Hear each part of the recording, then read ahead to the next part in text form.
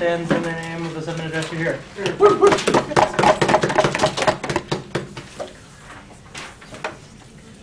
Oh, it's done.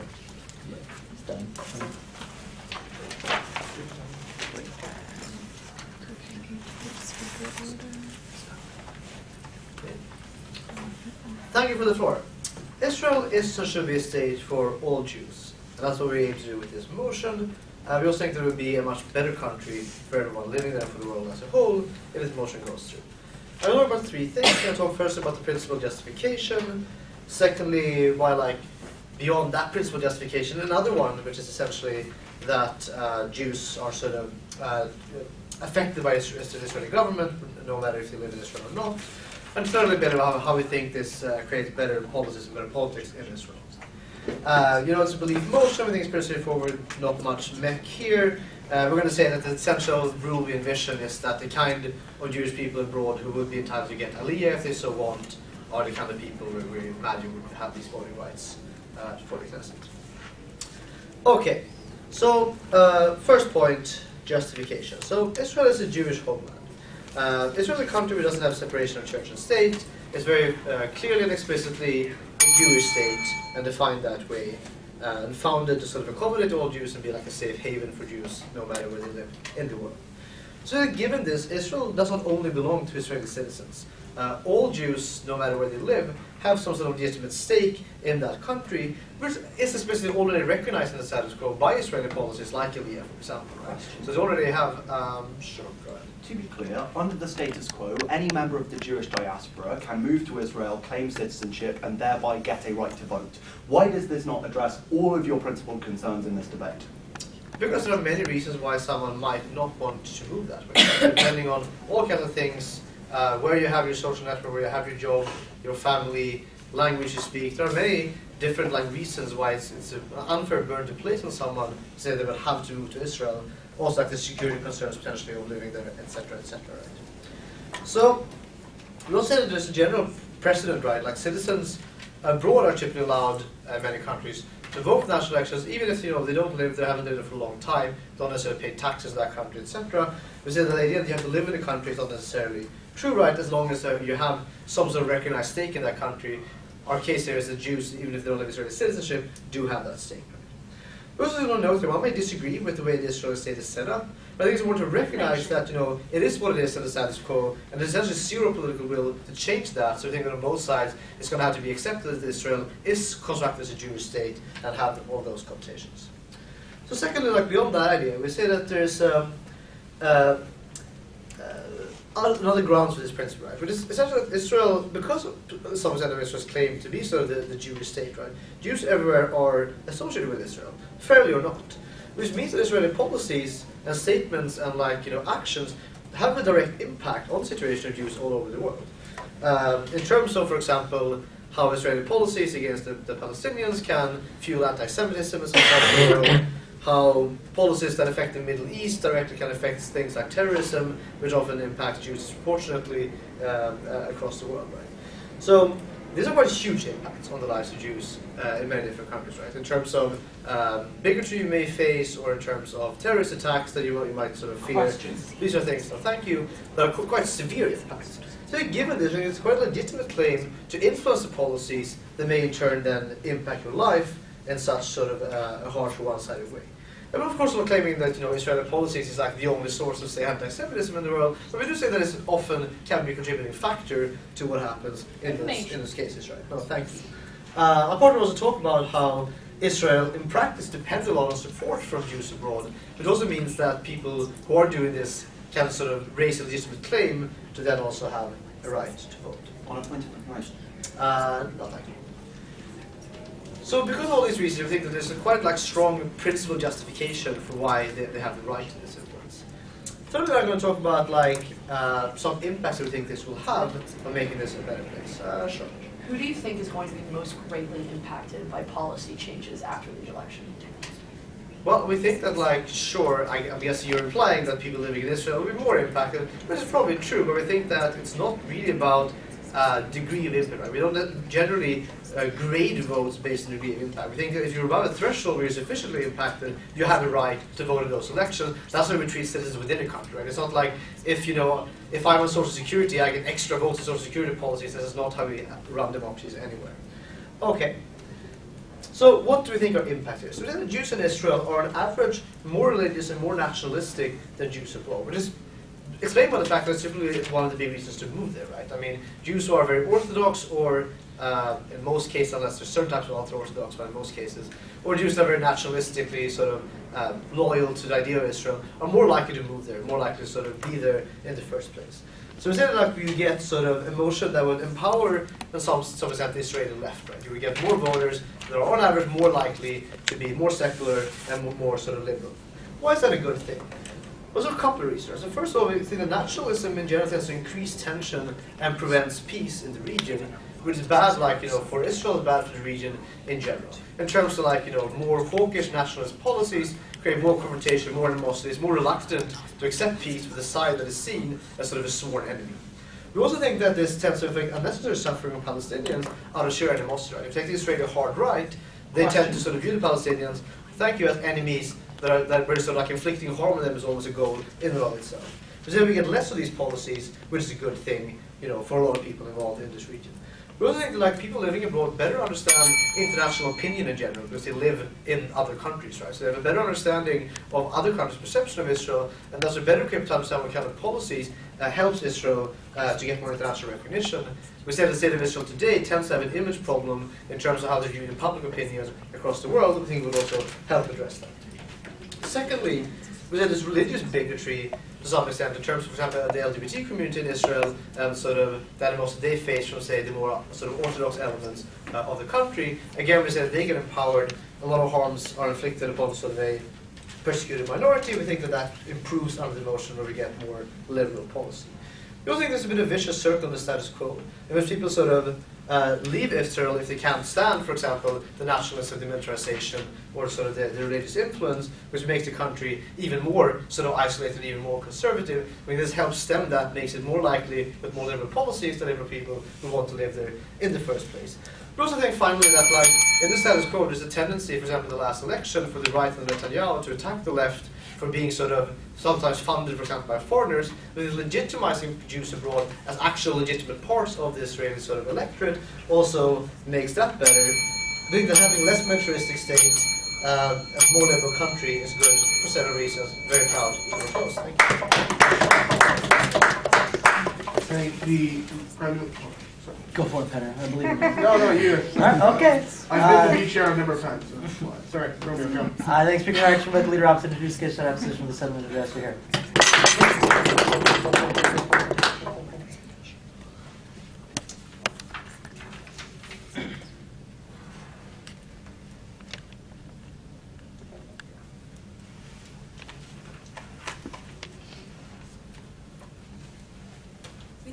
Right to vote and be represented in a state is a kind of fundamental political right that can't just be waved off of, well, they might feel some kind of impact from some kind of anti-Semitism because Israel's a state. That we don't think that that's enough of a justification to like afford this wide swath of people who probably have no idea what is like Israel's best incentive, like best interest is, especially when Israel isn't just made up of Jews. That we think that diaspora Jews who are going to be given this vote in the Knesset are going to be really, really bad at deciding what is best for Israel as a state, and it's going to be hard for the people who are like Arab Israelis that are living in Jerusalem, who are going to be overwhelmed by the kind of like Jewish and like theistic sort of wave of tide that's going to be even worse in Israel, believe it or not, right? Okay, so we think that there are 2 points of construction in today's debate. The first is why it is illegitimate to prioritize faith over nationality in this representative system. And secondly is why we think that diasporic Jews are going to be bad voters and bad deciders in the Knesset and will lead to bad outcomes. So even if you don't buy our principal case, we think that the fact that you'll get some like pretty bad foreign policy stuff and domestic stuff is enough of a reason not to vote for this thing, right? So on the first, okay. Actually, but before I get into that, sorry, 3 points of rebuttal. On the first, we think that the first argument we get out of opening government, right, is that your stake in a state does not just have to be because of geography, right? Geography is an arbitrary thing. really one response to this. I don't, like, why not, right? I think geography is an incredibly important thing that determines a lot of factors in your life, how you see the world, right? And it also determines, like, the services and the public goods you've received over your lifetime. It determines your passport and, like, your ability to be an international global citizen and all of these sorts of things. That we think geography is actually quite important insofar as it is a facilitative good. That, like, if you do not have the geographic, like, relevancy of being in Israel, then that is actually a reason you do not have the same level of stake in Israel's progression as a country moving forward. But secondly, on, like, faith and Jews being affected, right? Because I think that, like, sure, like, bigotry can inspire bigotry, and that, like, anti-Semitism happens, and then like diasporic Jews all over the world, like, feel those kinds of trickly effects in other places in the world. But I still don't think that this is a reason to give someone that fundamental political right that necessarily affects how, like, others within that state are going to be able to claim and exercise their rights, right? We think that more than anything else, on a basic claim, this tells people, signals to people within Israel and within the rest of the world that Israel is for Jews and Jews only, which we think is a very bad thing insofar as there are people who are not Jewish within that state and are constantly fighting for legitimacy and recognition and rights, right? So we think that, like, feeling the impact of anti-religious sentiment is not necessarily worth it to just give them this right. And lastly, on international opinion, about how, like, well, because they're international people, they'll be, like, better equipped to, like, decide foreign policy through two responses. Firstly, these are still, like, average citizens, right? Or, like, I mean, I'm a diasporic Jew, right? But I'm probably not going to vote in Israel even if I had this. This is only going to be people who have really, really extreme or strong political beliefs, because it's, like, a lot, because, I mean, it's hard enough to get me to vote in the American elections anyway, right? So we think it's far, far likelier that you're only going to get people who are so ideologically extreme that are voting in this, and that's a really bad thing. And we think, secondly, it's also bad because they're going to be, foreign policy has domestic effects, and these domestic effects are going to be things that they don't feel. Like, when you decide foreign policy for a country that has a, like, compulsive draft, we think that's especially bad when you're not fighting those wars. But before I move on, go ahead. We think that Jews abroad have a very distinctive connection to Israel even if they don't live there, and they're very strong incentives because of the reason I already gave to actually care about what Israel is. You're actually wrong, because I'm telling you as a diasporic Jew, as, like, an average diasporic Jew, I don't actually have that interest. The only people who care, if you give them this right, are going to be people who are incredibly nationalistic for Israel, or people who are incredibly, like, pro-Palestine, right? And we think that allowing these kinds of radical extremes into the Knesset is a bad thing, right? Like, even, like, whether or not you agree with either side of that, having that kind of ideological polarization within your government, within a state that you don't even, like partake in, is a really bad thing to be imposing on other people who live halfway across the world. No thank you. Why is it illegitimate to prioritize faith and nationality in the representative system, right? Because we recognize that Israel is a religious state where its impetus for creation was Jewish affiliation and that sort of thing. But we don't believe that faith is an adequate or sufficient characteristic to permit you a representative voice in a government that just doesn't serve you functionally, right? Why not? Firstly, why nationalism is more important. We think that this is about, Israel is not just a state for Jews, right? See all of the Arab Israeli Muslims and Christians who live there and vote and try to exercise their power. We think that giving outside Jews a vote simply reinforces the theistic nature of an Israeli regime, which we think is bad insofar as it creates a lot of the problems that Israel currently has in terms of negotiating with, like, West Bank, Gaza Strip, Palestine, all of those other things, and, like, Muslim actors within the region. We think it makes it harder for Israel to, like, step away into a more rational action. But secondly, we think that states' first obligations are to their territorial citizens, right, who live within their borders, because they're always making policies about who it directly impacts, right? We think that, like, that's the service of the government role. We think that, like, whether you have this large liberal or large conservative swing incoming from these from the outside voters, we think it's going to overwhelm the block of, like, non-Jewish people within the state, and those voices are going to be lost. And also we think a lot of, like, moderate Israeli Jewish voices are going to be lost because they're going to be pushed to the polls because of these outside voters who don't know what they're talking about, right? Why is this true? We think that the citizens in Israel are going to be bearing the brunt of, like, any kind of outcome decision that is made by outside Jews. We think it's principally illegitimate that they be, like, withheld to hold that burden. And we also remember that these policies are affecting the day-to-day lives of all of these people who live in this state. But before we move on, yeah, go ahead. Okay, so if geography is so crucial, why do we give expatriates votes?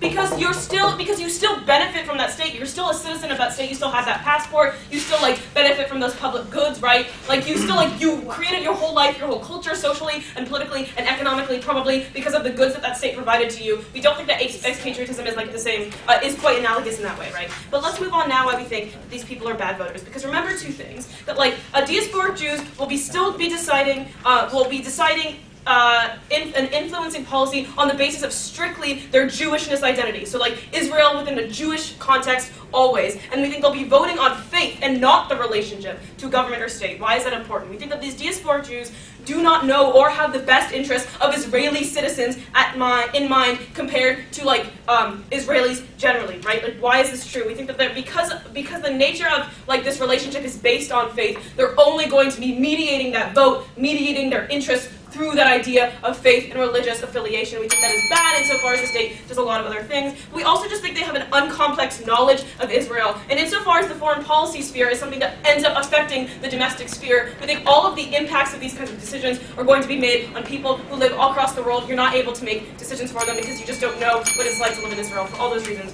they are very practical for us.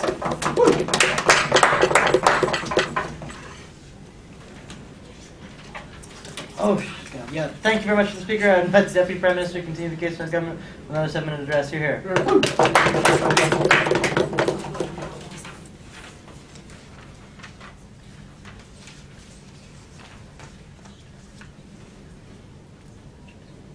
Okay, I'm going to continue this debate by saying what are the harms in the status quo and what is the trend we've seen in the past 20 years in Israeli politics, by doing so in basically 2 points. One, that this is the only way we'll ever get a compromised resolution to the Palestine-Israeli conflict, and secondly, going into more, talk about more why taxation representation, how Israel relies on these diaspora Jews and how they then can claim a right to be represented. Before that, some points of rebuttal. So first of all, they're saying that, well, impact-wise, let me mitigate some of their points. When they're saying that, look, Arab Israelis will get it worse off, or non-Jewish people and so forth. We see that, no. When it comes to the diaspora, as we've already said, they're much less likely to be extremists. I'll get into that in more in a second, but it was quite well explained by Gustav.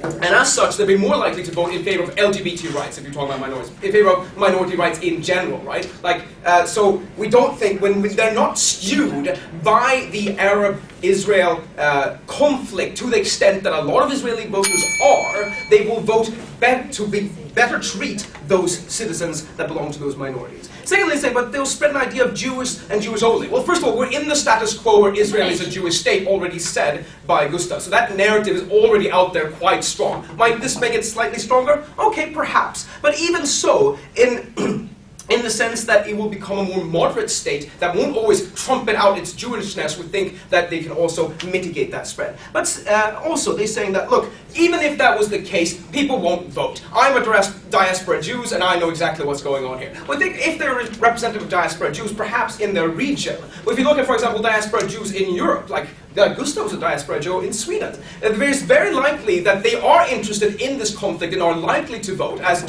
Europeans are more likely to vote than Americans in general. We think that it's not true that they won't care at all. But when will they care to vote, at least? Well, when Israel has done something utterly terrible, like a humanitarian on a bad way, they will try at least to say, well, this has a consequence, and we think that's good. Or secondly, when they're close to a deal with Palestine, that's when a lot of the diaspora Jews will be involved, specifically the modern ones, who want to see a deal in place. And they're saying a small amount of American extreme right-wing diaspora Jews will have massive impact here. We don't think that's true. We think that broad amount of moderate Jews, not just in the States, but especially in Europe, will have that liberal impact on the voting base.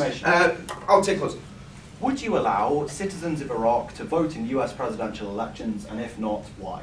If that made sure that the US didn't invade Iraq, in a crazy way, perhaps, but that's a different debate. We don't see Iraqi citizens having that connection to the US state. We also don't see the US state saying, if you're an Iraqi citizen, you can easily apply and become a US citizen. If that was true, then perhaps that would be a debate we would have. Okay, going into expats.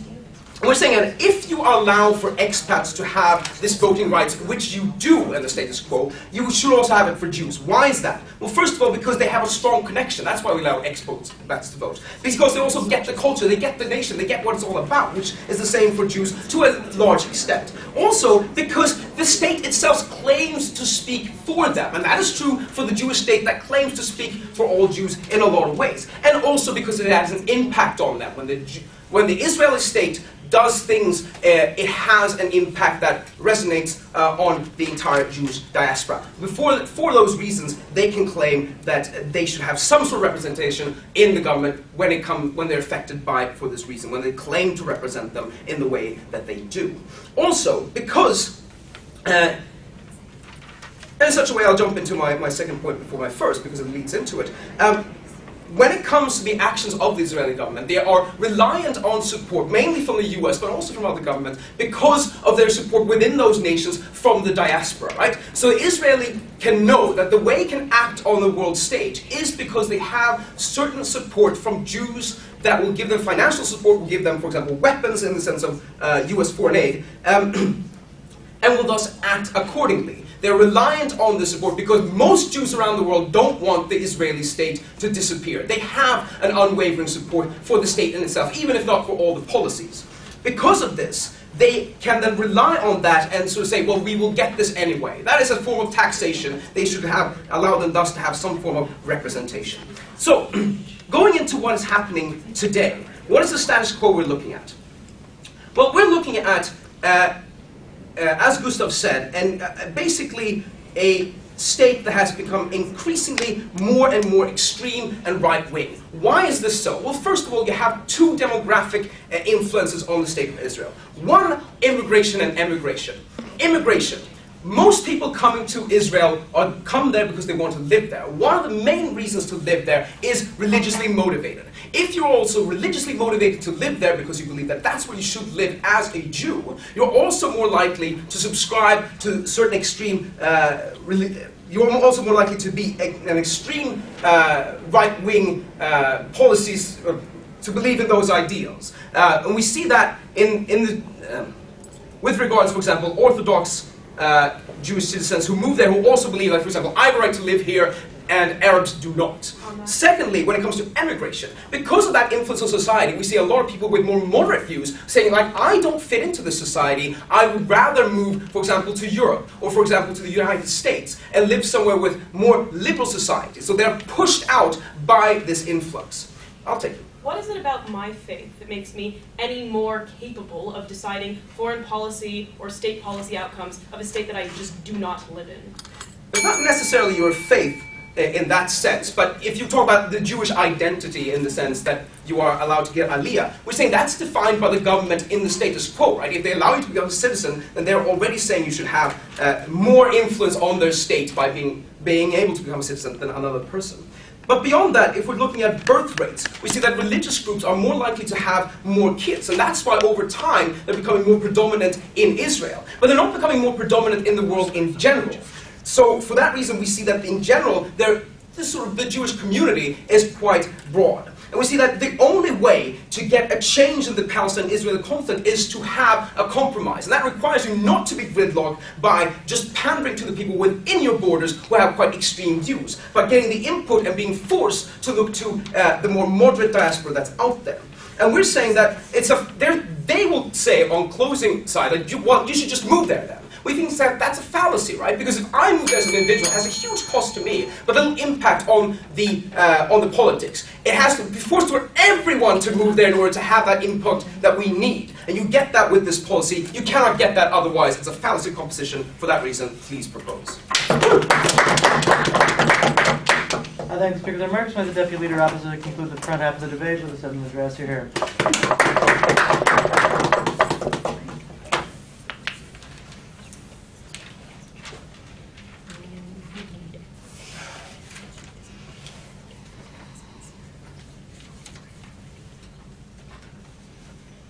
Honorable Chair, I have two main points of argumentation for you today. First, I want to develop a little more on what educated voters look like, how you don't get them, especially when you live outside of a country.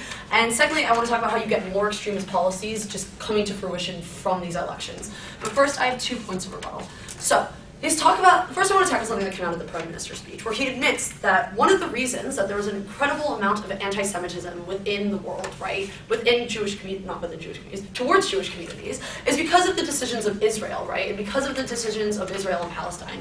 I just want to say, I think you now create even worse optics when now every single Jew in the world is now held accountable for the actions of Israel. I think this already maybe happens to a slight degree on their side of the house, or on our side of the house, but I think it gets way worse when all of a sudden an entire religious organization is held accountable for these things, rather than just the Israeli people. I think we need to look at that as well, but that's not the most important thing they talked about. Let's talk about the solving the Israeli-Palestinian conflict. Okay, so first, I just reject the notion, maybe in Sweden it is, but definitely not in the US. The dominant narrative is not Israel is terrible, genocidal, no. AIPAC is one of the largest lobbying groups in the United States. It is a very pro-Israel organization. They invite Bibi Netanyahu to come and speak at Congress. They have rallies for him. And it is one of the loudest voices supporting Israel hegemony within the Middle East, right? I think that they have to do a lot more to prove to me that all these liberals are going to come out and all of a sudden sway the vote in favor of Palestine or creating a solution. I think what you end up getting on their side of the house is individuals who in the status quo are already the most heated and the most extreme about these policies are going to be the ones who care enough to show up to these elections, right? So yes, you might get some liberals, but I'm going to tell you realistically, in the world, especially with growing anti-Semitism, you get more Jews who are more willing to vote in extreme conservative values because they do prioritize things like faith over practical foreign policy. And lastly, actually I have a third point of rebuttal, and it's coming from the POIs, coming from the Julias, right? So I have two responses to their expat POI. First, is the reason we give expats voting policies is because there's an assumption that they'll come back to whatever country they're from. But even not, those expats are directly impacted by policies that their country still makes at the point at which you still hold a passport from there, the point at which foreign policy is still made by your government even when you hold a passport from there, and you could be booted out of your the country you reside in if you are an expat, right? I don't know, this just seemed a little ridiculous that was something they wanted to run with. Okay, so let's talk about what uneducated voters, right? So, at the point at which individuals who are voting, So at the point at which individuals who don't live within Israel, it's not even necessarily that they don't know anything about Israel, but the conversation about Israel within most Western countries, and even not Western countries, even places like Malaysia, is incredibly polarized, right? And it is a rhetoric of us versus them, and it is religiously, ideologically based, right? There is little discussion of the nuance between policies. There was definitely, I'm going to tell you, the headlines of the New York Times is never going to post welfare reform in Israel. The things that news outlets care about outside of Israel is the Israeli-Palestinian conflict, right? Which is obviously, for reasons that we realize in this debate, incredibly polarizing when we talk about Jewish communities versus Muslim communities, Arabs versus Israelis, right? So at the point at which people don't understand the complexities of Israel's policy, right? Whether it's foreign or domestic, because they just see headlines and assume, oh, there are bombings, oh, Palestinians are stabbing Israelis in the streets. These are the things that individuals on an average basis know, right? And I think if you, and I think that these are the majority of the individuals, right? So if we buy that more than just extremists are going to vote, you get more uneducated voters, right? At the end of the day, who we think create less practical things, who vote for less practical things, right? Because they never really understand the nuances of how a state runs, especially a state like Israel in such a precarious decision, right? But we also think, and I'll take POI from you now. So we're not saying that all diaspora Jews are super informed, super liberal, nice people, but comparatively speaking, to the Israeli electorate that was predominantly for super extremist, settler, and ultra-Orthodox parties, and had that discourse and those extreme policies, we're saying it's going to be better on our side. Address that. I just don't agree with that. At the point at which a lot of Jews outside of Israel are vehemently pro-Israel, even if they're not, because I don't want to generalize an entire group of people, but the ones who are most actively vocal about their opinions on Israel, the ones who make headlines, the ones who advocate and lobby for government policy, tend to be more conservative valued, right? Because they believe so vehemently in this. And even using your analysis, as I said before, of growing anti-Semitism, there's even more impetus for Jewish communities outside of Israel to advocate on policies that that legitimize the Israeli state to an even greater degree over Palestine, right? And this is why I want to talk about how do we get more extremist policies, right? Because I don't even think it's just that voters intuitively are extremists. But I think when all of a sudden you open up seats for an election to an international community, the people up for election, the officials running for election, all of a sudden have a really great impetus to get votes from outside, right? They're all of a sudden going to be very interested in garnering the most amount of votes internationally. At the point at which the things that are spoken about Israel and Palestine internationally are things like either genocide on one side of the table or also stabbings and incredibly atrocious human rights crimes on both sides, I think that you actually end up feeding into this polarized rhetoric in order for elected officials to actually get voted into office, right? I think those extremist policies are what pander to what majority of people who live outside of Israel and Palestine actually agree with, right? I'll take that, Cass. So if there's no capacity for representation through voting, isn't the alternative of indirect mechanisms like lobbying within the US or indirect mechanisms like extreme political debate worse and more harmful? I don't think so, because if you're lobbying, at the end of the day, that exists on both sides of the house, right? So on your side of the house, you still get an intense amount of lobbying from AIPAC. I even think you encourage them when all of a sudden they say, listen, we even have a vote in this country, why aren't you listening to us? I think you bolster extremism on your side of anything with lobbying, because all of a sudden there's more of an incentive for lobbyists to push for that. Listen, this is also now my state too, this is in the best interest of me. So I think you even heighten extremism on your side. But yes, we're not banning the AIPAC, they have a right to exist on our side of the house, but we think their harm is mitigated when those individuals all of a sudden can't make an influx of votes, right? There is currently a rise of Arab Palestinian voters within Israel trying to vote, and all of a sudden you're now washing all of that steam away at the point at which you're just saying, well, okay, Arab Israelis are starting to vote, actually elected an official to the Knesset, but doesn't matter, we're going to overwhelm this with other international votes, right? I think that that's what's problematic about that, and we skew the boundaries. But at the end of the day, we think that when you allow the international community to dictate not only national policy, but most importantly foreign policy when it comes to Israel, you end up not getting the moderation that opening government wants. What you end up getting is you get elected officials pandering to the romanticization of the Jewish state, you get elected officials pandering to the same extremist rhetoric that is most appealing to those outside of Israel, because that's what they clutch onto, right? At the point at which us versus them is not just a mentality in Israel, it's a mentality of a lot of the Jewish diaspora, we think we are proud to oppose. I thank the Speaker for the remarks. We'll invite the member for Sub Government to introduce the case to the 7-minute address. You're here.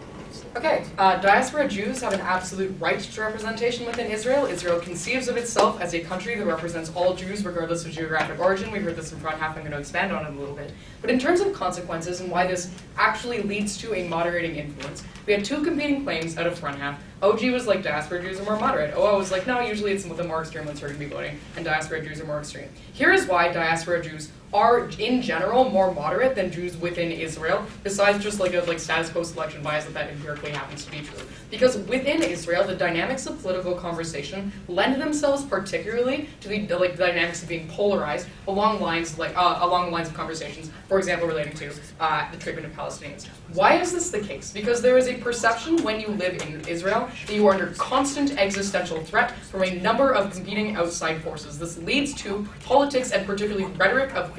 There is also a tendency to draw on the rhetoric of the Holocaust repeatedly to justify more and more extreme measures. This is the way that the political conversation exists within Israel that tends to select for people who are more extreme, but the people who aren't initially more extreme tended to fall into more extreme responses to this. Also because proximity to things like the Palestinian conflict also often do preclude your ability to be rational about it, in that it might, maybe, make you super empathetic to Palestinians who suffer, but also because you are surrounded by extremist rhetoric that says we have to oppress these people, otherwise your personal safety and that of your family will be immediately compromised. Jews in the diaspora are less sensitive to that kind of corrupting rhetorical influence. I think that makes them largely more rational. Also because in the United States there is more discussion, and certainly in Canada and in many parts of Western Europe, there's more discussion about whether, how the two-state solution should be carried out, what exactly is wrong and right about Israel's treatment of Palestinians, and its participation in other kinds of regional issues. There's simply more disagreement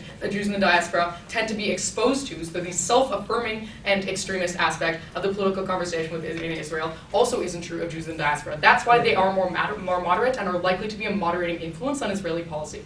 Given that the status quo is extremely subject to polarization that leaves very little grounds for compromise on issues such as like domestic issues such as the treatment of Palestinians, but also regional issues when Israel relates to other countries like Iran and Saudi Arabia, moderation is good and the only way we can ever get compromise, which is like, first of all, just better for the safety of Israelis, but also I think is the best way forward for Israeli policy. So a couple points of extension and then some explicit refutation. First, no, I'll take you in a couple minutes. First, why this mechanism in particular? I think it's important to recognize we are reserving specific seats in the Knesset that are just going to be the diaspora vote. So this actually gets rid of a lot of opening opposition's concerns about spillover into like particular geographical domestic issues. Because I don't think, however many seats that are reserved, let's say 10% of seats that are reserved for diaspora Jews, are going to be necessarily the most vocal lobby on stuff that is only domestically applicable, like for example welfare or public transport or healthcare. They're probably going to be mostly preoccupied with being advocates for international issues that do have a profound effect on diaspora Jews, and that's why I think you don't get the kind of white or sort of mitigating of the votes of people who live in the region and have an interest in regional issues, but rather simply in moderation of conversation that does have a much more international kind of effect. And I think that that's a good thing. But also, I think that this highlights the fact that if the diaspora vote tends to repeatedly disagree with the domestic Jewish vote, this highlights the fact that Israel is not a good representative of Jews writ large. Given OG's analysis that I will deepen about why Israel is seen as speaking for all Jews and how that can have a bad effect on Jews in the diaspora who don't necessarily support it, but are, so to speak, targeted with the same political brush, I think having an explicit acknowledgement that the diaspora vote disagrees about a particular way that Israel is treating Palestine actually means that we get a more accurate idea of the correspondence between Jewish feelings about a certain political issue and Israeli Zionist feelings about a political issue, that those don't often line up. So it becomes more apparent when the diaspora disagrees. That's good for those two reasons. Two, what changes in terms of policy? Lots of policy changes. So first of all, on Palestine, I think Sophie is concerned that Israel is becoming only a Jewish state. I mean, that is true. Israel is explicitly, teleologically meant to represent Jews. We see this, and this is deepening opening governance analysis, we see this because they have policies that make it far easier to immigrate there if you are simply someone who identifies as Jewish. We see this in policies such as birthright, because their whole conception as a state is to provide a home for people who have been stateless and oppressed and threatened for the vast majority of their histories. They do make an attempt to reach out to and represent all Jews. Okay, so that's already true. So given that, diaspora Jews, especially in the United States, are vastly less supportive of the oppression and exploitation of Palestinian citizens. So I think on our side of the house, when you give diaspora Jews a voice in the conversation about what happens with respect to Palestine, it is incredibly likely that a two-state solution becomes much more viable. Why is this the case? Because when, first off, we simply stop engaging in things that we think are oppressive, like West Bank settlements, for example, I think there's less oppression and more ability to have a moderated conversation. But also I think when Israel becomes more coherent as a state that is representative of Jewish people, it looks like it is more viable that Palestine also should be afforded a separate political space back. You've tried to paint Israel as an echo chamber, which is dominated solely by fears of a repeat to a Holocaust. How does this fit with the fact that since 1982, the Peace Now movement has been the single biggest civil society organization within Israel? There is obviously a I'm not going to lie, that's not a fact that I'm super familiar with. I'm just going to say if that's true, they have not been very effective, given that Israel is as extremist and polarized as I think they empirically are under status quo, and I've explained to you why that's true. So, yeah, it is an echo chamber. In terms of regional relations, another policy thing that changes, I think the degree of aggressive oppositionalism to things like Iran and Saudi Arabia on regional projects, I'm sorry I'm running out of time, changes when you have that sort of international moderating influence. And I also think, supporting the U.S. in projects such as intervention in Syria, for example, also changes when you have U.S. Jews voting on these things. I think we get more coherent cooperation between the United States and Israel when U.S. Jews have a voice that isn't only the most extreme ones. I also think it's easier to migrate when you don't feel like Israel's full of only the extremist Jews. I think we get probably more moderate Jews who feel at home in Israel and who might be able to migrate there and change that dynamic in the long term. That's a good thing. What did we hear out of opening opposition? Okay, we heard that it's only going to be the most extreme Jews who choose to vote in this. I think that is just a not super plausible fact claim. I think that there are a lot of reasons why diaspora Jews feel that they have an interest in the actions of Israel. First of all, because it is simply a cultural association that a lot of people do identify really strongly with being Jewish and do see Israel as speaking for the Jewish people because that is how it has identified itself on the public stage. Therefore, they have an interest in what Israel does on their behalf. Second of all, I think a lot of people are informed and are motivated to vote on the basis of information. Third of all, I do think that there are a lot of Jewish people who care about the oppression of Palestinians and who would absolutely be willing to exercise some sort of political right. Closing opposition's solution that they just move there and then vote is dumb because then you only get the extremist people who are comfortable moving there, exercising that political vote. I think they failed to respond adequately to Julia's POI about why this is analogous to expats voting, because there is someone with an investment in the direction of the country who 100% deserves representation alongside under status quo. We're very proud to propose. I thank the member for government, but the member opposite to introduce the case for closing opposition to the member seven address. You're here.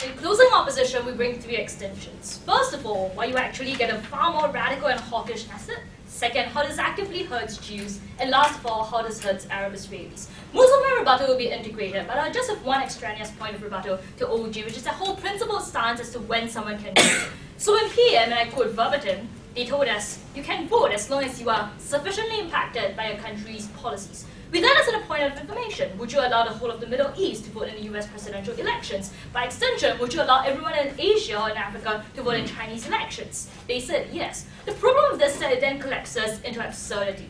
Given that different territorial regions have conflicting interests, we think the most reasonable way of prioritizing who should vote in a given election is those within your state. Because let's face it, the most reasonable conception of an election is not what they tell us. It's about it's an instrumental way by which we aggregate national preferences in a way that is actionable. So as a result, they preach a value of voting that is utterly absurd in principle. But more than that, they also devalue the very votes of people within Israel themselves. So they can't just tell us that it's about an equality of vote that people are entitled to worldwide. No, because it directly costs people within Israel the values of their own votes. First point of extension, therefore, no thank you. How this leads to a far more radical and hawkish Israeli parliament. This is important for two reasons. First, because it deals with OG's only real practical benefit, but second, responds to the bulk of CG's material. Two arguments under this. The first is that OG tells us that diaspora Jews are far more likely to be liberal, secular, and moderate. If this is true, and in fact they tell us, you likely see far more moderate parties rise to compete for diaspora Jewish votes. OG concedes as much. The problem, therefore, is that parties like they could then face an overwhelmingly strong need to differentiate themselves from the vastly moderate playing field out there. The way they do this is by being far more hawkish, by preaching far more violence towards Palestinians, by overplaying the Palestinian threat to Israel, and as a result, they make the possibility of reconciliation far more removed. This is especially so because Likud foreign policy has been driven historically by anxiety. The fear of a diluted Israeli Jewish vote in this instance is not going to make them any less radical, but quite the contrary, going to make them more radical. This point is important because it's independent of how the people vote in the given elections. Independent of that, Likud and parties as such are likely to become far more radical as such. No. But second, we're going to contest government measures' entire characterization that diaspora Jews are actually more moderate. In fact, we think they're likely to be far more radical. All tells you that this is because only the extreme diaspora Jews will bother voting in election. We're going to take this one step further. The problem with diaspora Jews is that they can vote without bearing the consequences of the vote in that instance, right? The problem is that currently when Israelis vote, they vote knowing that voting for a hawkish parliament means that they too get implicated in the line of fire. When they bomb Palestinian territories, they themselves risk the possibilities that Palestinians will launch rockets and shell at them as well. The problem is that we now face an Israeli population that is immensely war fatigued. That's what we saw after the 1991 Intifada, the rise of the 1993 Oslo Accords. That's why the same thing happened after the 20,000 Intifada, because the Israelis themselves were war fatigued and did not want to continue this protracted conflict anymore. That's why we think that diaspora Jews who don't witness any of the suffering, who don't witness the bloodshed by Palestinians at their doorstep, or any of the cost to their houses being bombed, for instance, are likely to vote based on propaganda propounded about Hamas or Palestinians in an instance, without realizing the actual cost of war mattering as much to them. So even if CG tells us that these are diaspora Jews who are exposed to a broader range of views besides the self-affirming environment of Israel, that might be true. But the problem is that these broader range of views that they are exposed to doesn't mean that they take into account the cost of living within a war-heavy territory in Israel anymore. What are the impacts of this argument? The first is that you don't get any sort of Israeli-Palestinian resolution because you get a far more militaristic kind of voting pattern. But the second is that CG's argument for peace rests on the assumption that diaspora Jews vote differently or more moderately. The problem is that we've disproven that it doesn't happen. No. Second extension, therefore, how does it actively hurt Jews? 2 points under this. The first is that, as all themselves tell us, all Jews are now seen as responsible for the problems of Israel. CJ tells us that Israel is responsible and has a direct stake to all Jews worldwide. The problem is that it's an is-ought fallacy, right? So Israel might be responsible for the problems that Jews all around the world face, but we don't think that should be the case. The problem, therefore, is that this massively feeds into the idea of a great global Jewish conspiracy theory. What exactly is the impact of this? It then stokes paranoia that manifests itself in anti-Semitism. So, for instance, Jews around the world are far more likely to have microaggressions committed against them. They might be institutionally shut up. So if government ventures claim is that anti-Semitism is the problem that Jews suffer, which then legitimizes them voting Israeli elections, they only compound that problem of anti-Semitism. Yeah. If Likud switches right, the response to record shifting left, they're just going to lose power. I think they're much more likely to just chase those votes and go to the center to be able to stay in power. I think we'll win on either side of those. Not really, because as CG told us, the number of seats you allocate to diaspora Jews are likely to be quite small, right? About 10%. It's far more tactically advantageous for Likud to be far more militaristic and therefore try to convince the rest of Israel, especially easily given that they massively control the media machinery of Israel that facing a legitimate threat from Palestine. Second tier under this argument is that diaspora Jews are really plagued by the rhetoric of otherization within their own communities. That's why you see in Britain and in Finland, for example, Jews are routinely labeled as traitors who are loyal to their own people who are not truly one of us. Currently what happens is that Jewish leaders try to dismiss this and insulate themselves in such harmful narratives by saying that no, it's only the Israeli Jews, it's not us. Now what you definitely ensure that diaspora Jews are defined by their Jewish identities, which then hurts the construction of national identities and integration. You only worsen the very anti-Semitism they're trying to solve.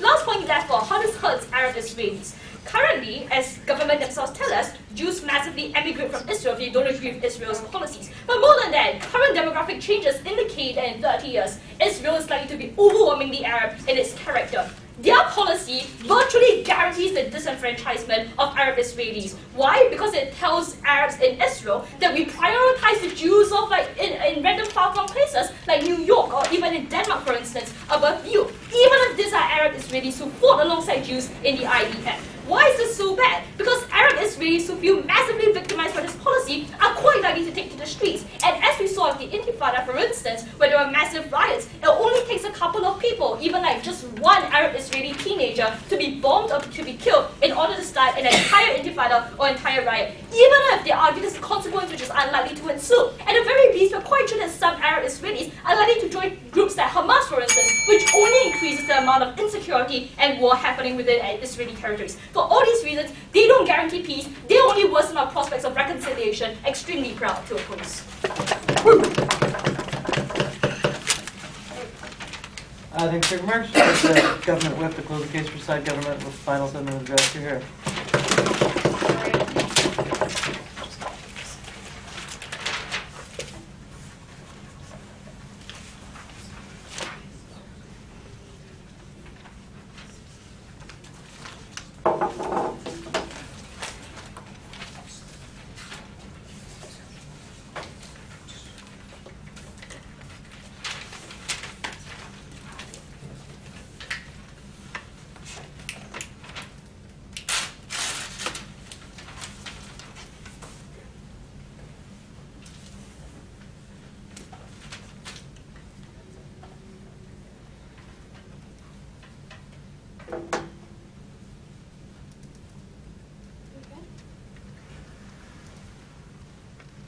Given that Jewish individuals who live in diasporas have to accept all of the harms of Israel narratives and narratives about belonging to a state even that they do not live in, and never necessarily consent to those harms being used upon them, the fact that they have absolutely no mechanism to directly lobby the state that dictates how they are seen by their own populations is something that simply cannot stand from a representative purpose. Julie and I do not think it is fair that you give somebody an impossible choice about whether or not to associate with a state when you have absolutely, or a state that is not more than a state, but something about your religious fundamental identity that dictates how you relate to the people around you and how you conceive of yourself as an individual, if that in fact is not in accordance with how that state responds and you have no ability to impact that whatsoever, or the things that you do have are not as good as the direct mechanism that Julia gives you, and why this direct mechanism is most important. So broadly, two themes. First of all, I'm going to talk about the principal justification, because I do actually think that it exists and isn't just as flippant about whether or not you pay taxes and drive on their roads. And secondly, I'm going to talk to you about the effects and why, even in general, if we can't agree whether you swing the Knesset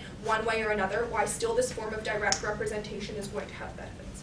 So first of all, mostly in terms of OG, in terms of the principles, the issues they have with them are mainly geography, that you can preclude citizens, that only strong people will vote, and that's not okay because they don't feel the domestic effects.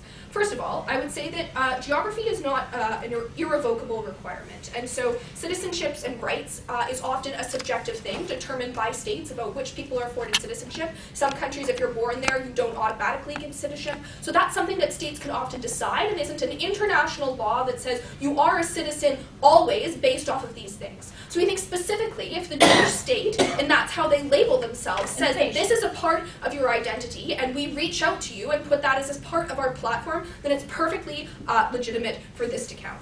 But moreover, when they say that you can preclude citizens, we've had several points to this. First of all, I think that it's important to assume that this is reasonable representation, right? So I don't think it's likely that 75% of the Knesset is now going to be dictated by these kinds of votes. And moreover, which I'll flag to get to later, about the kinds of policies we think they're actually going to be advocating for.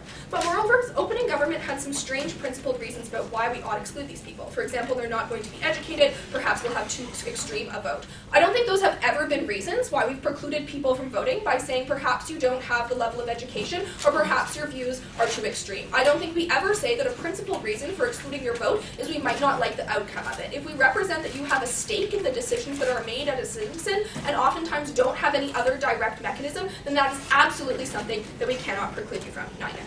Finally, though, is that they say that it's illegitimate to place your faith over citizenship because the government doesn't serve you functionally. First of all, I would claim that Jewish policy and image is a public good that you consume, whether you like it or not, by identifying yourself as Jewish. So simply because you don't access their education or you don't access their healthcare, the identity and image of being Jewish is something you access and is something, in that sense, that is a public good. And I think that the tax, then, that you pay in reparation for the state is representing the Jewish state abroad and being somebody who takes on any kind of disagreement or whatever to the Jewish state that you then represent them for. Sure. Okay, the reason extremist policies are bad in this case is because diaspora Jews are not actually impacted by extreme policies. And if the Jewish diaspora in democracies is so moderate, like you claim to believe, why are a majority of Western liberal democracies continuing to support oppressive Israeli policies in Palestine? Where is your message? Okay, so I actually think that even if you don't live in the state, there are probably a few ways you're impacted in it. First of all, and maybe it's likely that you have family or friends or other people there who then feel the proxy kind of effect.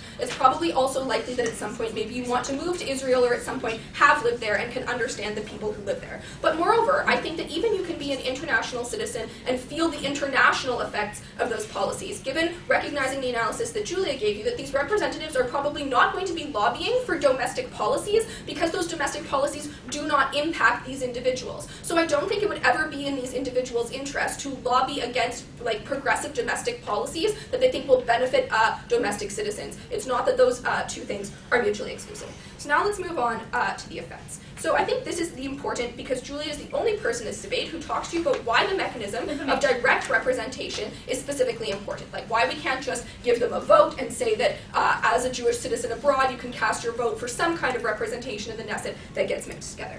First of all, she tells you that this mechanism means that you are going to actually advocate for international and not domestic issues because you have a specific representative. She also tells you, though, that that's a signaling mechanism for failures of Jewish representation, because by separating out the diaspora vote, you get a kind of check or balance to the system and a different kind of perspective that's actually important, that you don't get from any other kind of mechanism. So if you believe, even partially, that there is a principled right to some kind of representation, Julia has best explained to you why this model is the best kind of representation practically for the kinds of effects that we would get out of it. So then secondly, what kind of policies then are we going to be getting? First of all, I think that Julia's analysis about getting more moderate responses is likely the best because she is best able to separate the motivations of Israeli voters and diaspora voters. Before I get to that, I'll take Your case assumes that Israelis are war hungry, whereas diaspora Jews are not. This is just factually inaccurate, given that the 1980s war of Lebanon and the two intifadas have made Israelis desirous of peace. But this diaspora Jews who don't understand the cause of war are far more likely to reject an Israeli Palestinian solution. The difference is that the Knesset has to tell their citizens that there is an existential threat to their safety in order to justify their international and foreign policy needs. That kind of narrative does not disappear and also does not exist for diaspora Jews. So we are not saying that all Jewish people are aggressive in supporting these policies. What we are saying is that they live in a state that tells them that they ought vote for these kinds of policies if they want any safety and kind of security. I think it's very possible that they want peace, but when they live in a state where the dichotomy is to be able to have a government that they feel protects them or lobby for peace without that kind of protection, then I think it's perfectly legitimate that even if they want peace, they feel forced into voting in that kind of way. So Julia tells you specifically about how Israeli voters are swayed by things like existential fear, and then that gives you little grounds for compromise and moderation, which was the only mechanism that we've heard so far.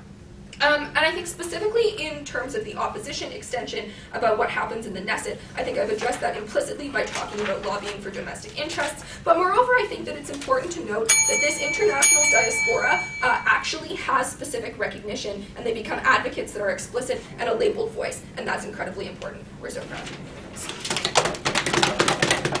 Thanks, Speaker. Their remarks. So the opposition move to conclude this round of debate with a final 7-minute address. You're here.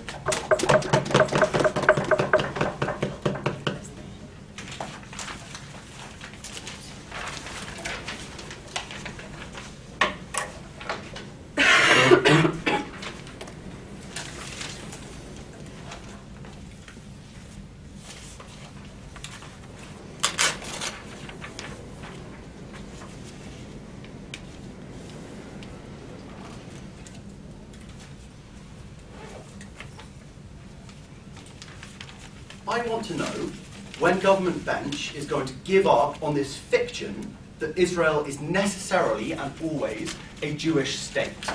A pretty common and basic fact about the world, which I would expect the ordinary, intelligent, globally informed citizen to know, is that the demographics of Israel are structured such as to guarantee that in 20 to 30 years' time, the Arab Muslim population and Arab Christian population of Israel will outnumber the Jewish population of Israel. If you want analytical reasons why that is true, I ask you to look back on your note and look at their reasons why this is true. They said, quote unquote, religious people tend to reproduce more, thereby assuming that Jews are religious and Muslims are not religious. Thereby, Jews reproduce, but somehow miraculously Muslims just forget all about having sex and forget all about having babies. I don't think that is plausible. They then said, but extremist Jews want to emigrate and immigrate into Israel and take part in this project of the Jewish state.